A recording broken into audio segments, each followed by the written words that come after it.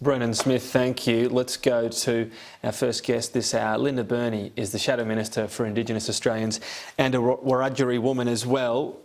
Thanks for your time. What does Australia Day mean to you?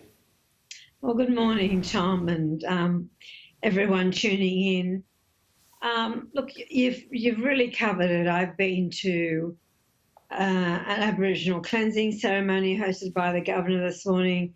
I've just come from a citizenship ceremony. I'm about to go to another one, and then I've got a function tonight. But for First Nations people, and for me in this country, Australia Day is a very conflicting day. It's a day that I think many Australians wouldn't realise that it is the day of commemorating the landing of the First Fleet, and that changed Aboriginal lives forever. And the sorts of disparity you see today can be traced back to that day of invasion, if you want to call it that. But I do think that it's important that we respect and get to know the full story about Australia. So, I mean, is that Labor's policy? Can you outline what Labor's policy is on Australia Day and yes, the date itself? Yeah. So Labor is not advocating a change of date. What we're asking people to do, and I think it's happening, we're asking people to spend part of the day in quiet reflection, thinking about the truth, thinking about what the First Fleet represented to First Peoples, and also being joyous about the fact that we live in a country with over 65,000 years of human history, which is very, very special. And it's just really crucial that people with an open mind and an open heart do understand that Australia Day means different things to different people, and to Aboriginal people it's a very, very difficult day. So in terms of how the nation goes about Australia Day, is it your hope that it's in part, and I don't know, perhaps begins with commemoration, remembering what happened to First Nations people, the shock, the trauma, the deaths and so on, and then also perhaps later on in the day a focus to what has happened that has been good since then?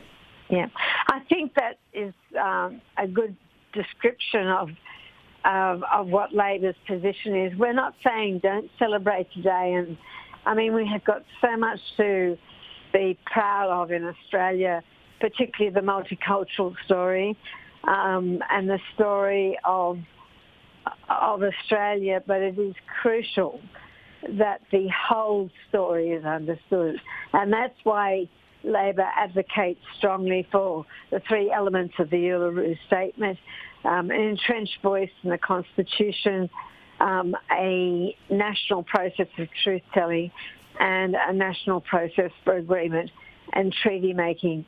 But that issue of truth-telling is so important about today.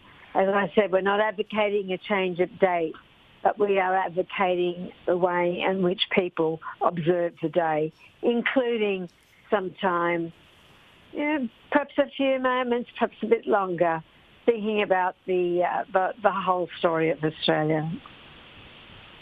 On the voice that you mentioned there, we've had some options laid out. Obviously, it's still in consultation mode, but it seems likely there'll be, if the coalition proposal goes forward, a body that advises government with no veto power, but you'd think that would still be significant if it's an official body set up that gives advice to the government on race policy, definitely, but most likely as well any policy that broadly affects Indigenous Australians. Does that part of it encapsulate what the voice called for? Yes, it does.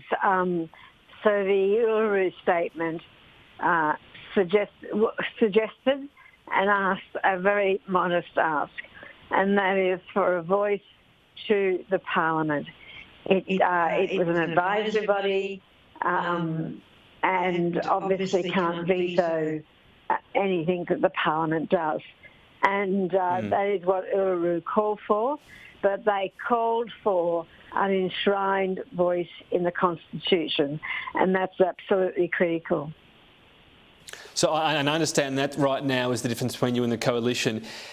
Is that worth not supporting this, though? Change like this is very hard to get popular support for.